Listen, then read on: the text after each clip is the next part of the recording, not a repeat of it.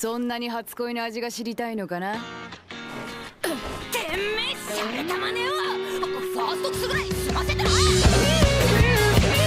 Hey, welcome back to Quick Taku.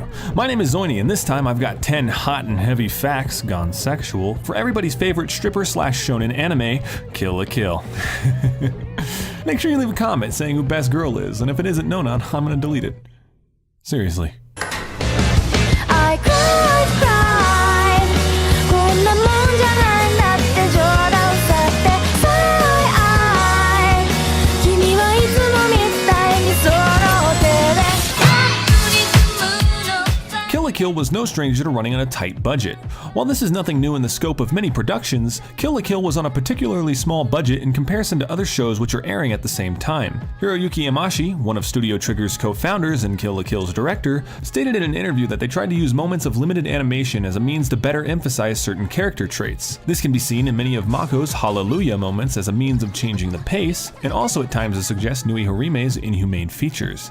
It goes to show that the team at Studio Trigger are ultimately an incredibly creative group who can use limitations in their favor. While many are quick to praise Kill la Kill for its wild and memorable female cast, the original scripts, written by Kazuki Nakashima, intended for there to be an all-male cast. Further into production, many characters had their gender swapped to female. When addressing this change, Imaishi stated that while he loves powerful female characters, it was ultimately Nakashima's original script that made the characters in Kill la Kill as wild and lovable as they were.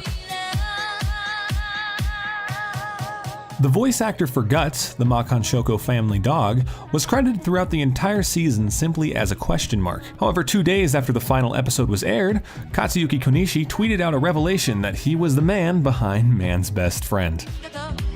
Kill la Kill was set to be titled The Crimson Garment in its earlier scripts.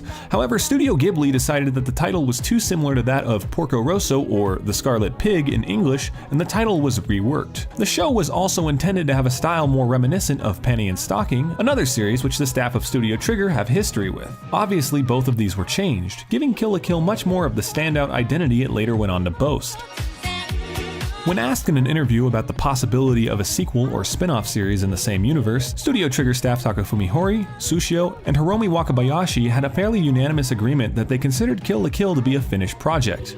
Wakabayashi and Hori both mentioned that they were more excited to work on new series, with Hori explicitly mentioning that he wanted to apply the things that he learned from Kill la Kill into his future works. Sushio, however, stated that while he thought Kill la Kill was finished as an animated production, that he was still interested in the idea of an origin story comic series.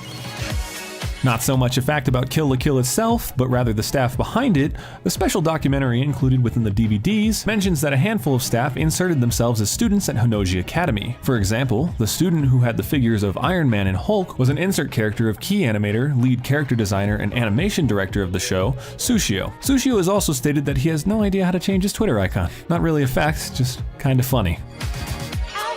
On the subject of character designs, Tsumugu is actually the remains of Ryoko's original concept. Everybody's favorite tomboy was going to take it to the next level, touting a price gun as a literal bounty hunter. However, this was deemed to be too dark and the idea was ultimately reworked because of it. The price gun was repurposed into both Tsumugu's sewing machine guns and Okasan's money guns, and Ryoko changed from the bounty hunter to the one being chased by a bounty hunter.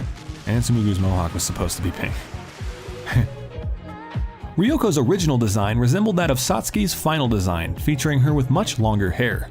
Later on into the series, Satsuki is depicted wearing Ryoko's uniform Senketsu, and this was ultimately a callback to Ryoko's original design. Senketsu also had some notable changes as time went on. Originally his mouth was supposed to be green rather than red, and after transformation, the exposed area around Ryoko's midriff was supposed to be covered in see-through stocking-like material. This idea was ultimately scrapped though, as the staff at Trigger thought that this made Ryoko feel overly sexualized.